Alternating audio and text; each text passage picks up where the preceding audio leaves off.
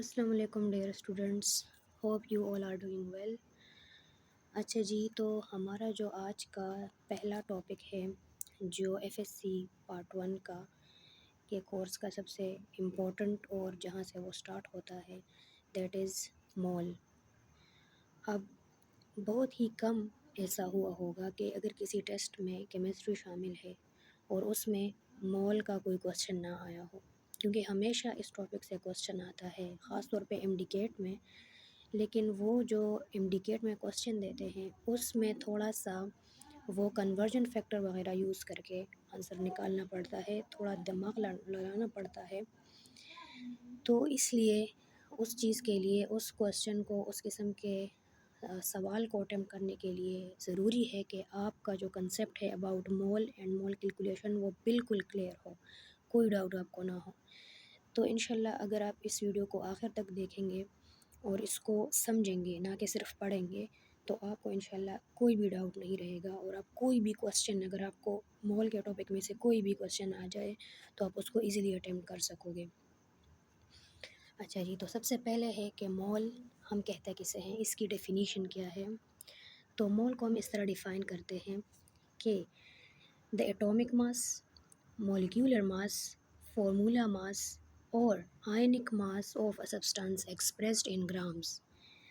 अब कैसे एग्ज़ाम्पल से हम इसको समझेंगे, ठीक है। कोई भी चीज़ हम एग्ज़ाम्पल से ज़्यादा अच्छे से समझ सकते हैं। तो अब इधर देखें, यहाँ लिखा है 1 मोल ऑफ ऑक्सीजन, ठीक है। ऑक्सीजन के साथ ऑक्सीजन एटम लिखा हुआ है, तो 1 मोल ऑफ ऑक्सीजन एटम, उसका मास कितना होगा। उसका मास अगर हम रिलेटिव एटॉमिक मास कैलकुलेट करें, जो कि ना हमें नज़र आता है ना हम उसका वेट ले सकते हैं, तो वो कितना है 16 एटॉमिक मास यूनिट, ठीक है। 16 एटॉमिक मास यूनिट ये क्या है, ये एक ऑक्सीजन एटम का मास है। तो हम इस एक ऑक्सीजन एटम के मास को कैलकुलेट नहीं कर सकते, हम इसको देख नहीं सकते क्योंकि ये बहुत ज़्यादा स्मॉल है। तो हमने इसको कन्वर्ट कर दिया किस चीज़ में, ग्राम्स में, ठीक है। हमने इसको ग्राम में कन्वर्ट किया, तभी हमने आखिर में क्या लिखा है कि एक्सप्रेस्ड इन ग्राम्स, ठीक है। तो ये एटॉमिक मास है कि एटॉमिक मास को हम ग्राम में एक्सप्रेस करते हैं 1 मोल ऑफ एटम्स को। तो इधर 1 मोल ऑफ एटम क्या है, ऑक्सीजन एटम, उसके मास को हमने ग्राम में एक्सप्रेस किया तो उसको हम कहते हैं 1 मोल ऑफ ऑक्सीजन, ठीक है। अब नीचे सेकंड एग्जांपल है 1 मोल ऑफ ऑक्सीजन मॉलिक्यूल। अब यहाँ पे एटम की बात नहीं हो रही, यहाँ पे मॉलिक्यूल की बात हो रही है। तो डेफिनेशन में आप दूसरा वर्ड देखें, मॉलिक्यूलर मास लिखा हुआ है ना। तो अगर हम मॉलिक्यूलर मास को भी ग्राम में एक्सप्रेस करें, जैसे ऑक्सीजन मॉलिक्यूल में 2 एटम है, दोनों एटम का मिल के मास बनता है जो उसका रियल मास है, जो हमने कार्बन 12 के साथ कंपेयर करके कैलकुलेट किया है, that is 32 AMU atomic mass unit.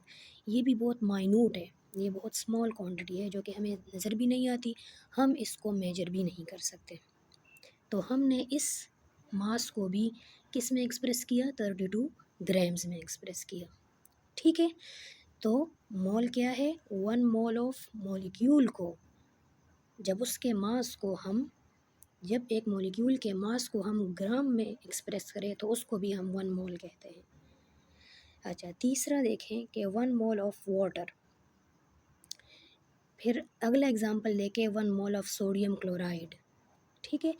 तो इसमें आगे डेफिनेशन में क्या है कि फार्मूला मास और आयनिक मास। तो ये फार्मूला मास और आयनिक मास को भी हमने 18 AMU की जगह 18 ग्राम में एक्सप्रेस किया और 58.5 AMU की जगह 58.5 ग्राम में एक्सप्रेस किया, ठीक है। तो अब डेफिनेशन की समझ आ गई। डेफिनेशन अब क्या कहती है, अगर हम इसको अब डेफिनेशन के अकॉर्डिंग देखें तो ज़रा इसको समझें।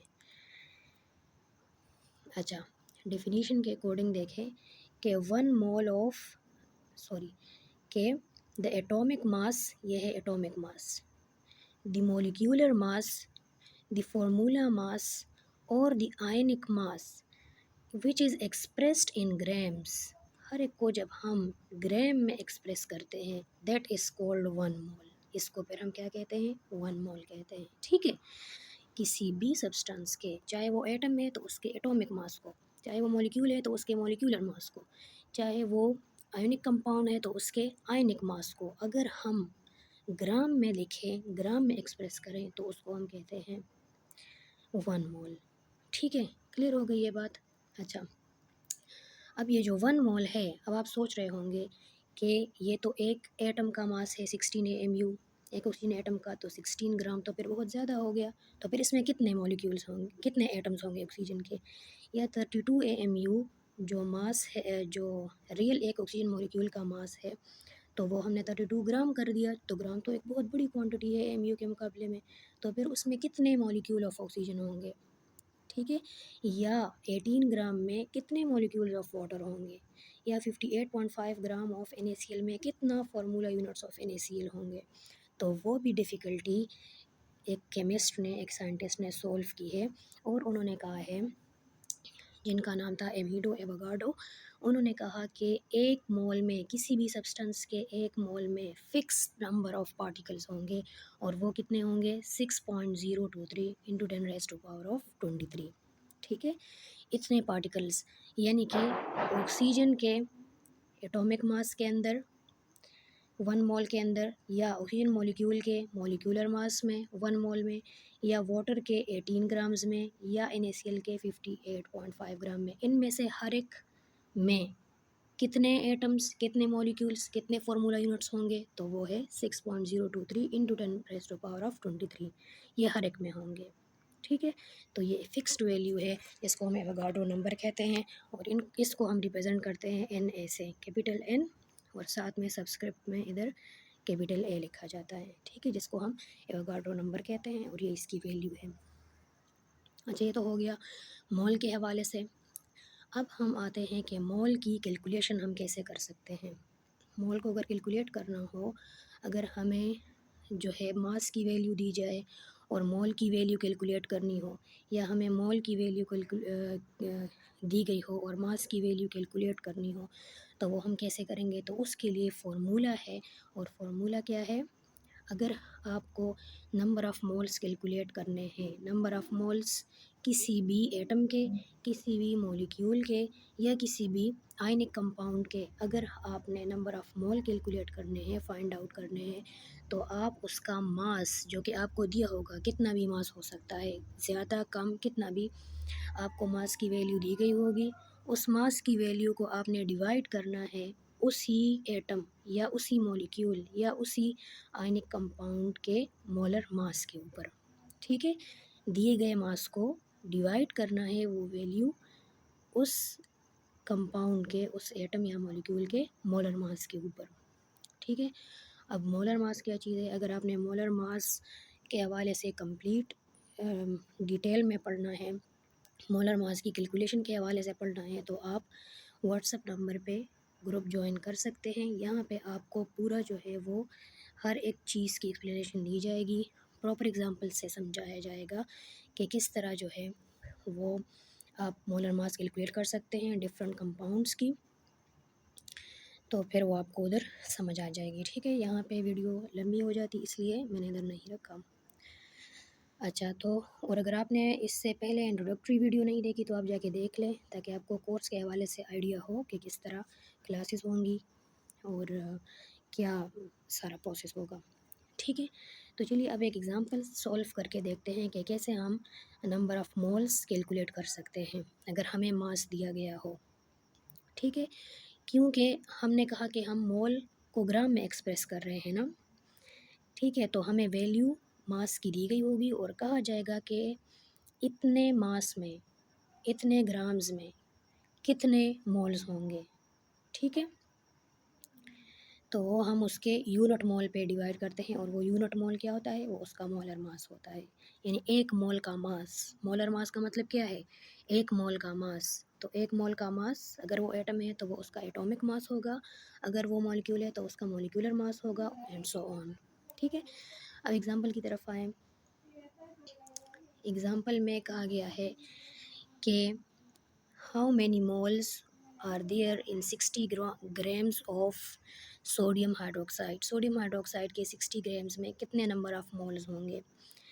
तो फार्मूला के अंदर हम गिवन मास क्या है 60 ग्राम और NaOH का मोलर मास क्या है 40 ग्राम पर मोल। सोडियम का 23, ऑक्सीजन का 16 और हाइड्रोजन का 1। तो सम अप करके आपके पास 40 आ जाएगा। इसको आप डिवाइड करोगे तो आपको नंबर ऑफ़ मोल्स मिल जाएगा। ठीक है, यानी अगर कोई हमें 60 ग्राम ऑफ NaOH दे, इसका मतलब है कि उसके अंदर एक पूरा मोल है NaOH का और एक हाफ मोल है, 1.5 मोल्स है।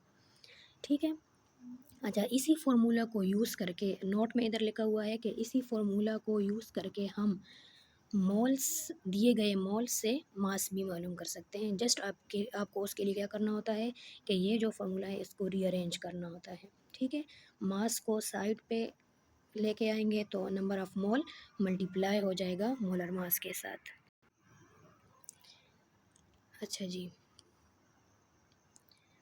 अब यहाँ पे आपको लिखा हुआ नज़र आ रहा है कि अगर हमें एक ही स्पीशीज़ है, एक ही एटम मॉलिक्यूल या जो भी है, उसके number of mole find out करने हैं उसी के मास से। जैसे हमने पीछे किया ना कि हमें मास दिया गया था और हमने उसके नंबर ऑफ़ मोल्स को कैलकुलेट किया। हम ऐसे भी कर सकते हैं, या अगर हमें मोल्स गिवन हो तो हम मास भी कैलकुलेट कर सकते हैं, लेकिन अगर वो उसी मॉलिक्यूल का हो।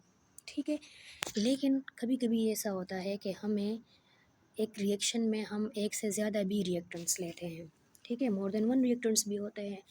तो मोस्टली एमडीकेट में यही होता है कि ये यही वाला जो है पॉइंट वो लेते हैं कि, और इसी में से क्वेश्चन बनाते हैं कि आपको एक स्पीशीज़, एक रिएक्टेंट के नंबर ऑफ़ मोल्स से दूसरे रिएक्टेंट के number of moles find out करने होते हैं, या एक का मास दिया होता है और दूसरे के मोल फाइंड आउट करने होते हैं। ठीक है, तो इस तरह एक रिएक्टेंट का डेटा लेके आपने दूसरे रिएक्टेंट में कन्वर्ट करके उसके डेटा को फाइंड आउट करना होता है, चाहे वो उसका नंबर ऑफ़ मोल्स है, चाहे वो उसका मास है।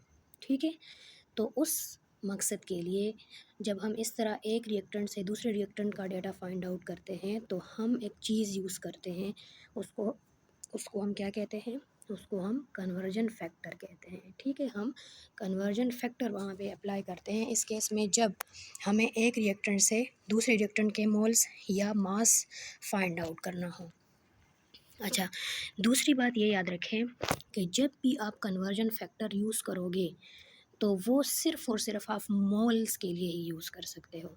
ठीक है, यानी एक रिएक्टेंट के मोल्स को दूसरे रिएक्टेंट के मोल में कन्वर्ट कर सकते हो through conversion factor, through balanced chemical equation, लेकिन वो सिर्फ मोल्स के लिए ही कर सकते हो। ऐसा नहीं है कि अगर आपको दिया जाए कि रिएक्टेंट ए है और उसका मास है x ग्राम्स, ठीक है, और रिएक्टेंट बी है तो उसका मास आपने फाइंड आउट करना है, तो आप जो है उसके रिएक्टेंट जो ए है उसका मास बी में कन्वर्ट करो। नहीं, ऐसे कभी नहीं होता। आप मास को मास में कन्वर्ट नहीं कर सकते हो। हाँ, आप मोल्स को मोल्स में, एक रिएक्टेंट के मोल को दूसरे रिएक्टेंट के मोल में कन्वर्ट कर सकते हो। वो हम आगे भी पढ़ेंगे एग्जांपल्स में कि कैसे।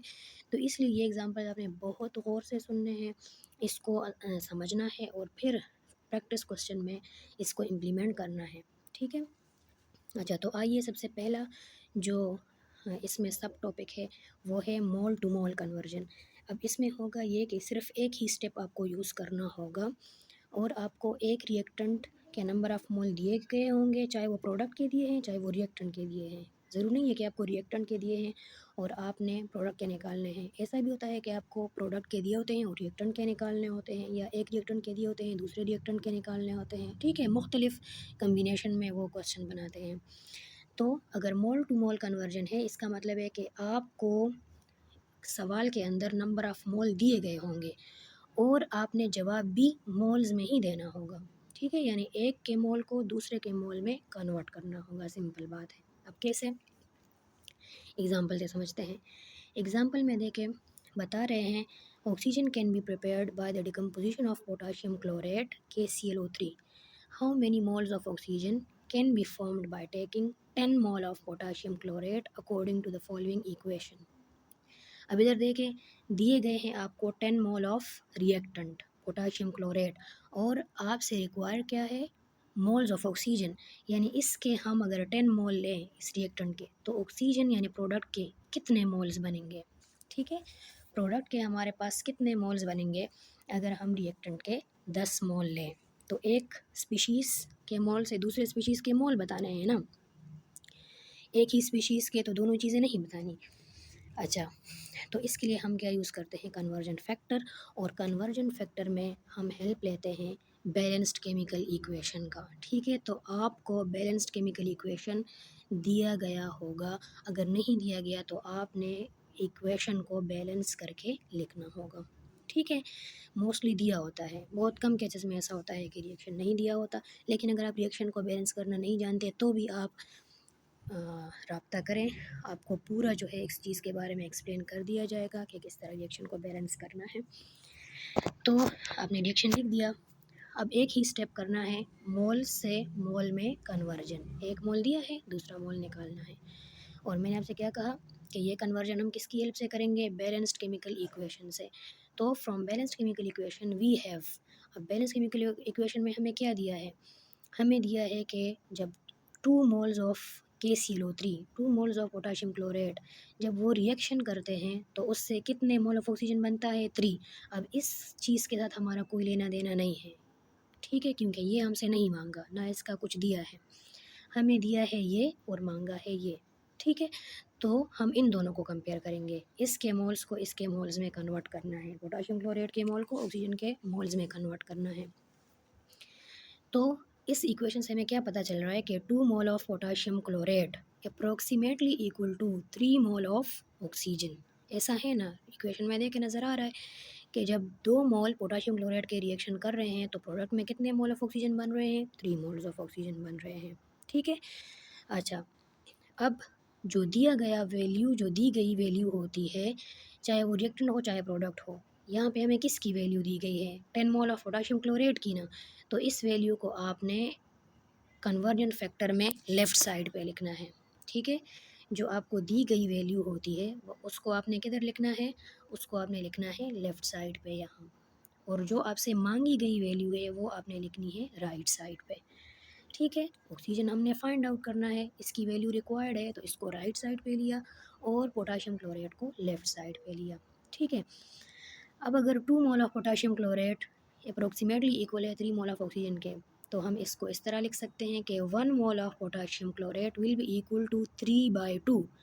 3/2 आपने क्या करना है, गिवन की वैल्यू को रिक्वायर्ड की वैल्यू के नीचे लिख देना है। ठीक है, जो आपको रिक्वायर्ड वैल्यू है ना, ऑक्सीजन है ना रिक्वायर्ड, तो उसकी वैल्यू को डिवाइड करना है किस चीज़ के ऊपर, गिवन स्पीशीज़ के नंबर ऑफ़ मोल्स के ऊपर। ठीक है, और फिर उसको मल्टीप्लाई करना है उस नंबर के साथ जो कि क्वेश्चन में हमें दिए गए हैं कि इतने नंबर ऑफ़ मोल्स लेने हैं। ठीक है, तो आपने क्या किया, जो गिवन नंबर, जो required number of required species है ऑक्सीजन, उसके मोल्स को, यानी कि राइट साइड को सिंपली ऐसे कि value on the right side divided by value on the left side. तो राइट साइड पे क्या है, ऑक्सीजन, लेफ़्ट साइड पे क्या है, पोटेशियम क्लोरेट। तो राइट साइड की वैल्यू को लेफ़्ट साइड की वैल्यू पे डिवाइड किया और जो गिवन वैल्यू थी मोल्स की उसके साथ मल्टीप्लाई किया। ठीक है, तो इससे मल्टीप्लिकेशन के बाद आपके पास आंसर आ जाएगा 15 मोल्स ऑफ ऑक्सीजन। ठीक है, कितने मोल्स ऑफ ऑक्सीजन बनेंगे, 15 मोल ऑफ ऑक्सीजन। कब, जब हम 10 मोल ऑफ पोटाशियम क्लोरेट के लेंगे।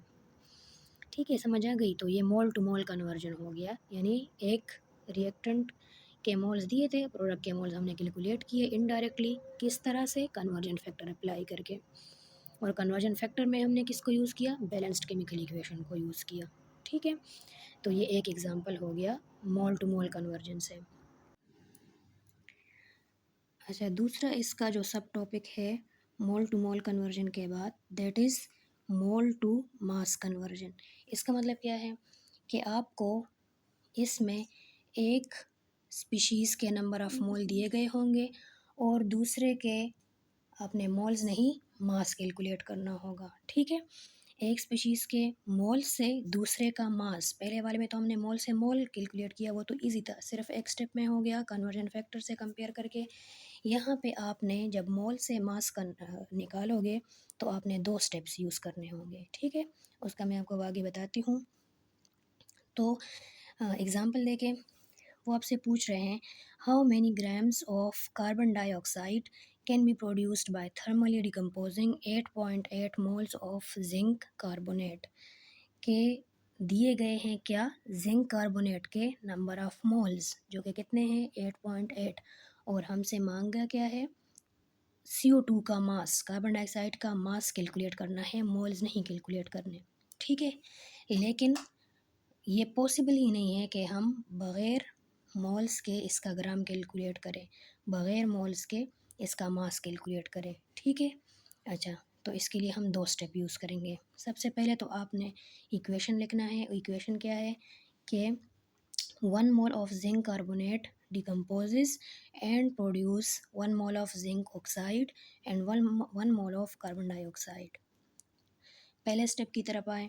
पहला स्टेप इसका होगा मोल टू मोल कन्वर्जन, क्योंकि अगर आपको याद हो तो पहले ही मैंने आपको बता दिया कि जब हम कन्वर्जन फैक्टर यूज़ करेंगे तो क्या होना चाहिए, सारे क्वांटिटीज़ जो है, सारे नंबर ऑफ़ स्पीशीज़ के क्या होने चाहिए हमारे पास, नंबर ऑफ़ मोल्स होने चाहिए। ठीक है, क्योंकि हम मोल को मोल में कन्वर्ट कर सकते हैं कन्वर्जन फैक्टर के थ्रू, मोल को मास में नहीं। वही बात है ना, इधर के मोल दिया है और मास चाहिए हमें, तो हम मोल को तो मास में डायरेक्टली कन्वर्ट नहीं कर सकते ना कन्वर्जन फैक्टर के थ्रू। हम पहले मोल को मोल में कन्वर्ट करेंगे और फिर उस मोल से, उसके नंबर ऑफ़ मोल से मास कैलकुलेट कर सकते हैं। तो पहला स्टेप देखें। पहले स्टेप में हम number of moles, given number of mole से रिक्वायर्ड नंबर ऑफ़ मोल मालूम करेंगे। तो कैसे, उसके लिए है conversion factor. 1 mole of zinc carbonate, वो जब डिकम्पोज होता है तो it is approximately equal to 1 mole of carbon dioxide. अब हमने जिंक ऑक्साइड की बात नहीं करनी, ठीक है, हमें कार्बन डाइऑक्साइड और जिंक कार्बोनेट से मतलब है। अच्छा, अब जब 1 mole of zinc carbonate 1 mole of carbon dioxide के इक्वल है, तो फिर 8.8 मोल ऑफ़ जिंक कार्बोनेट कितने कार्बन डाइऑक्साइड के इक्वल होंगे। तो जैसे मैंने आपको पिछले क्वेश्चन में बताया कि राइट साइड की वैल्यू को, जो कि रिक्वायर्ड वैल्यू है, डिवाइड करना है लेफ़्ट साइड की वैल्यू पे जो कि गिवन वैल्यू है। ठीक है, और फिर जो क्वेश्चन में आपको नंबर ऑफ़ मोल्स दिए गए हैं उसके साथ मल्टीप्लाई करना है, जो कि कितने हैं 8.8 है। तो 1 डिवाइडेड बाय 1 मल्टीप्लाई 8.8, तो आंसर इससे क्या आ जाएगा, आंसर इससे आ जाएगा 8.8 मोल्स। ठीक है, तो कितने मोल्स कार्बन डाइऑक्साइड के बनते हैं 8.8 मोल्स। कब, जब 1 मोल ऑफ जिंक कार्बोनेट जब 8.8 मोल ऑफ जिंक कार्बोनेट वो कंज्यूम हो जाए। अच्छा, अब हमारे पास कार्बन डाइऑक्साइड के नंबर ऑफ़ मोल्स तो कैलकुलेट हो गए, लेकिन हमें चाहिए क्या, हमें इसका मास चाहिए। और हमने सबसे पहले वाले क्वेश्चन में क्या पढ़ा कि मोल्स और मास को हम कैलकुलेट कर सकते हैं उस फॉर्मूला के थ्रू, अगर वो उसी स्पीशीज़ के नंबर ऑफ़ मोल को मास में कन्वर्ट करना हो या एक ही स्पीशी के मास को मोल में कन्वर्ट करना हो। तो इधर क्या है, कार्बन डाइऑक्साइड के मोल दिए हैं और कार्बन डाइऑक्साइड ही का मास कैलकुलेट करना है।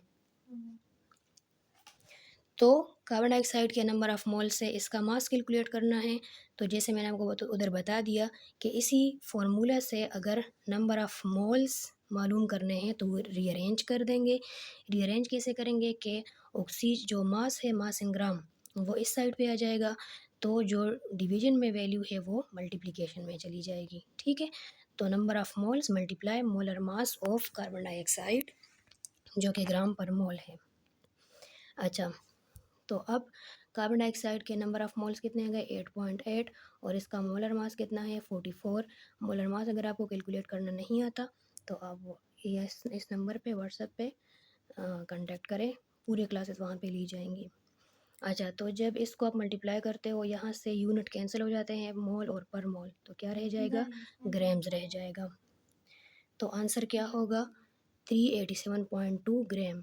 ये आ गए हमारे पास कार्बन डाइऑक्साइड का मास। कब प्रोड्यूस होता है, जब 8.8 mole of zinc carbonate completely decompose हो जाए और उससे कार्बन डाइऑक्साइड प्रोड्यूस हो जाए, तो वो कितना होगा, वो 387.2 ग्राम्स होगा। ठीक है, समझ आ गई इस बात की। अच्छा, तो 2 कंसेप्ट्स हमने पढ़ लिए, मोल टू मोल कन्वर्जन किस तरह करनी है, मोल टू मास कन्वर्जन किस तरह करनी है। अब थर्ड जो इसका सब टॉपिक है that is mass to mass conversion. इसका क्या मतलब है कि आपको एक स्पीशीज़ का मास दिया होगा और आपने उससे दूसरे स्पीशीज़ का मास कैलकुलेट करना होगा। अच्छा, जो पहले वाला टॉपिक था मोल टू मोल कन्वर्जन, उसमें सिर्फ एक ही स्टेप यूज़ हो रहा था, ठीक है। जो दूसरा वाला टॉपिक था मोल टू मास कन्वर्जन, उसमें 2 स्टेप थे, पहले मोल से मोल में कन्वर्जन और फिर उस मोल से मास कैलकुलेशन, ठीक है। अब ये जो मास टू मास कन्वर्जन है, इसमें 3 स्टेप्स होंगे। पहले आप मास को मोल में कन्वर्ट करोगे, जो आपको दिया गया मास होगा किसी स्पीशीज़ का, किसी रिएक्टेंट या प्रोडक्ट का जो आपको दिया गया मास होगा, उसको आपने उसके मोल्स में कैलकुलेट कन्वर्ट करना है। फिर आपने उस मोल्स को जो स्पीशी रिक्वायर्ड है उसके मोल्स में कन्वर्जन फैक्टर के थ्रू कन्वर्ट करना है और लास्ट में आपने उस मोल से मास कैलकुलेट करना है वापस, ठीक है। तो इसको स्टेप बाय स्टेप समझते हैं। अच्छा, क्वेश्चन क्या दिया है, what mass of aluminium oxide Al2O3 aluminium oxide is produced from 14.5 gram of aluminium metal when it reacts completely with oxygen gas according to the following equation। अच्छा, अब आप question में देखें कि आपको क्या मांगा है हमसे, एल्यूमिनियम ऑक्साइड का मास, मोल्स नहीं मास, और दिया गया है एल्यूमिनियम मेटल का यानी रिएक्टेंट का मास। तो रिएक्टेंट के मास से प्रोडक्ट का मास कैलकुलेट करना है और रिएक्शन क्या दिया है कि 4 moles of aluminium metal react with 3 moles of oxygen molecule and form 2 moles of aluminium oxide, ठीक है। तो अब अगर ये एल्यूमिनियम 14.5 ग्राम्स हम लें तो इससे कितने ग्राम्स एल्यूमिनियम ऑक्साइड के बन जाएंगे, ठीक है। इससे कितने ग्राम्स एल्यूमिनियम ऑक्साइड के बन जाएंगे ये हमने मालूम करना है, ठीक है। तो आ जाए ज़रा इसको सॉल्व करते हैं। पहला स्टेप क्या है, पहले स्टेप में हमने इसके नंबर ऑफ़ मोल्स को मास में कैलकुलेट करना, कन्वर्ट करना है, क्योंकि पहले ही मैंने आपको स्टार्ट में ही बता दिया था कि अगर कन्वर्जन फैक्टर यूज़ करना है तो उसके लिए चाहिए कि हमें हमारे पास किसकी वैल्यू हो, मोल्स की वैल्यू हो। पहले वाले मोल टू मोल कन्वर्जन में भी हमारे पास मोल की वैल्यू थी, दूसरे वाले भी मोल की वैल्यू थी, लेकिन यहाँ पे मोल्स की वैल्यू नहीं है। तो पहले हमने नंबर ऑफ़ मोल्स मालूम करने हैं, ठीक है, क्योंकि हमें डायरेक्टली उन्होंने सवाल में क्या दिया है, रिएक्टेंट के नंबर ऑफ़ मोल नहीं दिए, मास दिया है, ठीक है। तो हमें तो ऑलरेडी फार्मूला पता है कि अगर नंबर ऑफ़ मोल गिवन हो और मास चाहिए हो, या मास गिवन हो नंबर ऑफ़ मोल कैलकुलेट करने हो, तो हम कौन सा फार्मूला यूज़ करेंगे, number of moles equals to mass in gram divided by molar mass. अच्छा, तो अब एल्यूमिनियम का जो मास इन ग्राम है वो 14.5 है और उसका मोलर मास 27 है, ठीक है। या हम इसको कहते हैं एटॉमिक मास है, क्योंकि एल्यूमिनियम यहाँ पे क्या है, एक मेटल एलिमेंट है, एक एटम है, तो हमने इसका एटॉमिक मास लिया है। अच्छा, तो 14.5 को जब 27 से डिवाइड करेंगे, यहाँ से ये ग्राम और ये ग्राम कैंसिल हो जाएगा, ये मोल जब ऊपर जाएगा तो ये पर मोल से मोल बन जाएगा, ठीक है। तो 0.54 मोल किसके आ गई है, ये वैल्यू है number of moles for aluminium metal, ठीक है। अब हमारे पास एल्यूमिनियम मेटल आ गया, अब हम इसके मोल्स को प्रोडक्ट के मोल में कन्वर्ट कर सकते हैं। इससे पहले मास था ना, तो मास को तो हम, मैंने आपसे कहा कि मास को मास में या मास को हम कन्वर्जन फैक्टर के थ्रू मोल्स में नहीं कन्वर्ट कर सकते, इसलिए ज़रूरी था कि हमें एल्यूमिनियम मेटल के नंबर ऑफ़ मोल्स पता हो, और वो हमें पता चल गए, वो कितने हैं, 0.54 मोल। अब इस 0.54 मोल से हम बता सकते हैं कि प्रोडक्ट के कितने मोल्स बनेंगे, जैसे हमने पीछे 2 क्वेश्चंस में किया ना, कि एक के मोल से दूसरे के मोल्स कैलकुलेट किए, किसके थ्रू, कन्वर्जन फैक्टर के थ्रू, किसका की हेल्प लेके, बैलेंस केमिकल इक्वेशन की हेल्प लेके, ठीक है। तो स्टेप 2 में वही करना है कि इस एल्यूमिनियम के मोल्स को एल्यूमिनियम ऑक्साइड के मोल्स में कन्वर्ट करना है बाय कन्वर्जन फैक्टर, ठीक है। और हेल्प कहाँ से लेनी है, बैलेंस केमिकल इक्वेशन से।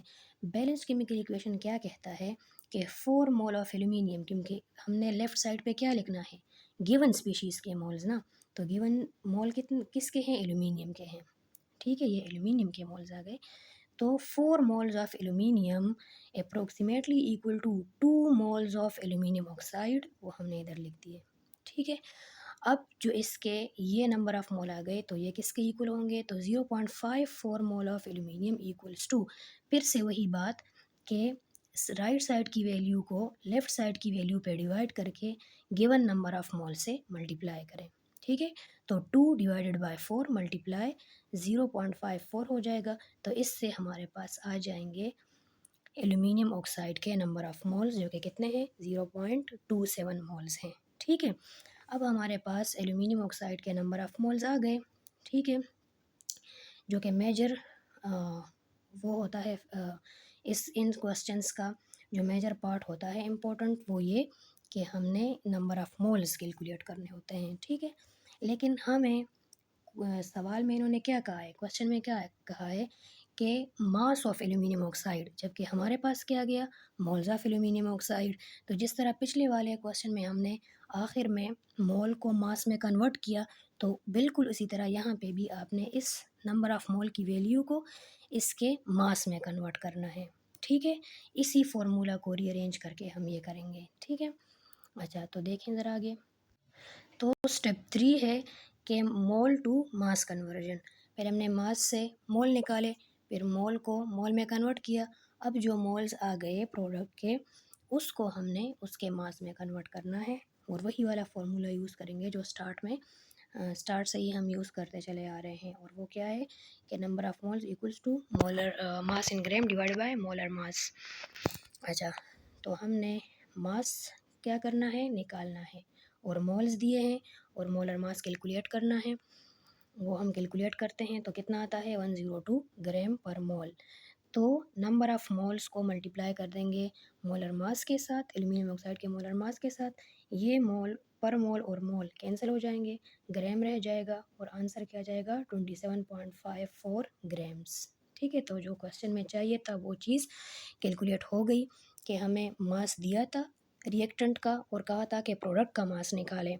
तो पहला स्टेप क्या किया, उसी रिएक्टेंट के मास को उसके मोल उससे कैलकुलेट किए, फिर कन्वर्जन फैक्टर के थ्रू रिएक्टेंट के मोल से प्रोडक्ट के मोल फाइंड आउट किए, और फिर इस फार्मूला के थ्रू जो है नंबर ऑफ़ मोल्स कैलकुलेट किए, sorry mass in gram calculate किया नंबर ऑफ़ मोल्स से। ठीक है, आई होप कि ये सारे जो कैलकुलेशन के मेथड्स हैं आपको समझ आ गए होंगे। अगर अभी भी कोई डाउट है आपको, और कोई ऐसा क्वेश्चन आप देखते हैं कि जहाँ पे आप स्टक हो जाते हैं, आपको समझ नहीं आती कि इसको कैसे सॉल्व करना है, या आपको लगता है कि ये मुश्किल है, जो मैंने बताया उन रूल्स से सॉल्व नहीं हो रहे, जो मैंने आपको इधर बताए हर एक क्वेश्चन इससे सॉल्व होगा। ठीक है, हर एक क्वेश्चन इन ही रूल्स से सॉल्व होगा। जस्ट आपने देखना है कि गिवन क्या है और रिक्वायर्ड क्या है, कन्वर्जन फैक्टर कहाँ पे यूज़ करना है और कैसे यूज़ करना है। अगर फिर भी आपको कोई डिफ़िकल्टी है तो आप इस व्हाट्सएप नंबर पे जो ऊपर मेंशन है, आप इस पे कांटेक्ट कर सकते हैं, क्लासेस को ज्वाइन करें और आपको हर एक चीज़ ए टू ज़ी समझाई जाएगी। ठीक है, अब हम देखते हैं कि इससे रिलेटेड कोई अगर हमारे पास एमडीकेट के क्वेश्चंस हैं तो उसको हम कैसे सॉल्व करेंगे। ये आपको एक क्वेश्चन दिया है, calculate the number of moles of NaCl in 75 gram of table salt. अच्छा, आपने क्या करना है, ये तो सिंपल क्वेश्चन है जो हमने सबसे पहला बिल्कुल फर्स्ट इजी क्वेश्चन सॉल्व किया था नंबर ऑफ मोल्स फार्मूला के अकॉर्डिंग। तो आपको दिया है मास और क्या चाहिए, नंबर ऑफ़ मोल्स चाहिए। ठीक है, तो number of moles equals to mass in gram divide by molar mass, इससे हम कैलकुलेट कर सकते हैं। लेकिन ये कंफ्यूज करने के लिए, बच्चों को कंफ्यूज करने के लिए उन्होंने इधर वर्ड यूज़ किया है टेबल सॉल्ट का। तो टेबल सॉल्ट भी हम किसको कहते हैं, ये कॉमन नेम है किसका, NaCl का, सोडियम क्लोराइड का ही नेम है टेबल सॉल्ट। तो आपसे यही टेबल सॉल्ट का पूछ रहे हैं कि NaCl के 75 ग्राम्स में कितने नंबर ऑफ़ मोल्स हैं। ठीक है, तो सिंपली आपने ये फार्मूला यूज़ करना है, और फार्मूला यूज़ करके आप क्या करोगे कि जो आपको गिवन मास है 75.0 ग्राम, इसको आपने डिवाइड करना है NaCl के मोलर मास पे। सोडियम का हो जाएगा 23, ठीक है, ऑक्सीजन का हो जाएगा 16, और हाइड्रोजन का हो जाएगा 1। तो टोटल मिलके आपके पास इसकी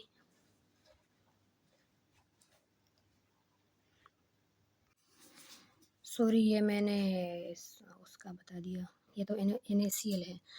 अच्छा, NaCl है, तो सोडियम का हो जाएगा 23, ठीक है, और क्लोरीन का 35.5। तो 35.5 और 23 को जब आप प्लस करो तो कितना बनता है, 58.5 ग्राम पर मोल। ये इसका मोलर मास हो गया। तो mass in gram of NaCl divided by molar mass 58.5 gram. Gram के साथ कैंसिल हो जाएगा और मोल यहाँ पे आके, पर मोल यहाँ पे आके मोल बन जाएगा। तो वैल्यू क्या आ जाएगी, 1.28 मोल्स ऑफ NaCl, जो कि बहुत ही इजी क्वेश्चन है, जो कि एक दफ़ा MDCAT में आया हुआ है। इससे रिलेटेड बहुत सारे MCQs आते हैं, बहुत सारे क्वेश्चंस आते हैं, पास पेपर में बहुत सारे पड़े हुए हैं। आप उठा के अभी ही प्रैक्टिस कर लो, ताकि आपको पता चले कि आपको इस चीज़ की कितनी समझ आई है और आप कितने क्वेश्चंस को ईजिली सॉल्व कर सकते हो। ठीक है, तो इसका करेक्ट ऑप्शन कौन सा है? करेक्ट ऑप्शन है इसका ऑप्शन नंबर डी, 1.28 मोल्स। ठीक है। अच्छा, अब यहाँ पे कुछ प्रैक्टिस क्वेश्चंस दिए हैं, 5 क्वेश्चंस है इसमें से, जो है कुछ MDCAT के क्वेश्चंस हैं, कुछ बुक से मैंने दिए हैं। पहला क्वेश्चन ये है, आपने इसको ख़ुद ट्राई करना है ताकि आपको फील हो, आपको अंदाज़ा हो कि आप किस लेवल तक जो है समझ सकते हो, इसको सॉल्व कर सकते हो। अगर नहीं कर सकते तो आप हेल्प ले सकते हैं, यहाँ से व्हाट्सएप पे कांटेक्ट कर सकते हैं। ठीक है। अच्छा, पहला क्वेश्चन क्या है, what is the mass of 0.5 moles of water. 0.5 moles of water का मास कैलकुलेट करें। ये MDCAT में आया हुआ क्वेश्चन है। ठीक है, आपने वही फार्मूला जो हमने बिल्कुल स्टार्ट में यूज़ किया था वो उठाना है। वहाँ पे आपने mass in gram equals to molar mass multiply moles, moles multiply molar mass करना है। तो मोल्स कितने हैं, 0.5। तो 0.5 को मल्टीप्लाई करना है किसके साथ, मोलर मास ऑफ वाटर के साथ, जो कि कितना है, 18 ग्राम्स पर मोल। ठीक है, तो 18 को जब आप 0.5 से मल्टीप्लाई करोगे तो आपको number of mass of water जो है वो कैलकुलेट हो जाएगा। ठीक है। अच्छा, दूसरा क्वेश्चन क्या है, question number 2, calculate the volume occupied by 0.8 gram of nitrogen gas at STP।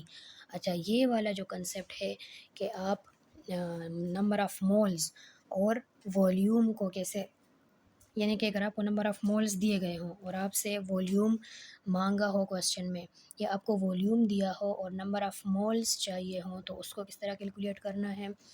या अगर मास दिया गया हो और उससे वॉल्यूम निकालना हो, या वॉल्यूम दिया गया हो और उससे मास निकालना हो, तो ये सारे कंसेप्ट्स, इसके लिए एक और फार्मूला है जो कि हम, अगर आप इंटरेस्टेड हैं उसको सीखने में, अगर आप चाहते हैं कि आपको वो भी क्लियर हो, तो आप व्हाट्सएप पे आके क्लासेस को ज्वाइन करें, ग्रुप को ज्वाइन करें। ठीक है, तो वो भी एक अलग कंसेप्ट है, एक इजी सा फार्मूला है। आप अगर उसको सीख लो तो ये मुश्किल नहीं होगा। ठीक है, आप सबके लिए। अच्छा, इसको ट्राई करें, फिर भी उसमें देखें, बुक में देखें कि आपको समझ नहीं आती तो फिर आप कांटेक्ट कर सकते हैं मुझसे। अच्छा, क्वेश्चन नंबर 3 है, how many moles of carbon dioxide will be produced by the complete combustion of 2.0 moles of glucose according to the given equation। अच्छा, अब क्वेश्चन में देखें तो आपसे क्या मांगा है, how many moles of CO2। ये जो प्रोडक्ट है कार्बन डाइऑक्साइड, इसके नंबर ऑफ मोल्स रिक्वायर्ड है। ठीक है, और दिया क्या है, 2 मोल्स ऑफ ग्लूकोज, यानी कि रिएक्टेंट के जब हम 2 मोल लेते हैं, जब हम रिएक्टेंट के 2 मोल्स लेते हैं तो उससे प्रोडक्ट के कितने मोल्स बनेंगे। तो मोल्स और मोल्स, ये कौन सा हमने भी पढ़ा ना, ये कौन सा कन्वर्जन है, मोल टू मोल कन्वर्जन है। एक ही स्टेप में सॉल्व होगा, आपने सिर्फ और सिर्फ क्या करना है, कन्वर्जन फैक्टर अप्लाई करना है। इसी बैलेंस्ड केमिकल इक्वेशन से हेल्प लेके कन्वर्जन फैक्टर अप्लाई करना है कि इक्वेशन में क्या है, 1 mole of glucose approximately equal to 6 moles of carbon dioxide. ठीक है, फिर 2 के साथ 6 डिवाइडेड बाय 1 और मल्टीप्लाई बाय 2 करना है, तो आंसर आ जाएगा 12। ठीक है, लेकिन इसको आपने ख़ुद प्रैक्टिस करके सॉल्व करना है। अच्छा, फिर है question number 4, how many grams of carbon dioxide can be produced by thermally decomposing 6.5 moles of calcium carbonate. अब इसमें आपसे मांगा है इन्होंने मास ऑफ कार्बन डाइऑक्साइड और दिया है मोल्स ऑफ कैल्शियम कार्बोनेट, यानी रिएक्टेंट्स के आपको मोल्स दिए हैं और प्रोडक्ट के मास कैलकुलेट करना है। प्रोडक्ट का मास निकालना है कहाँ से, रिएक्टेंट के नंबर ऑफ मोल्स से।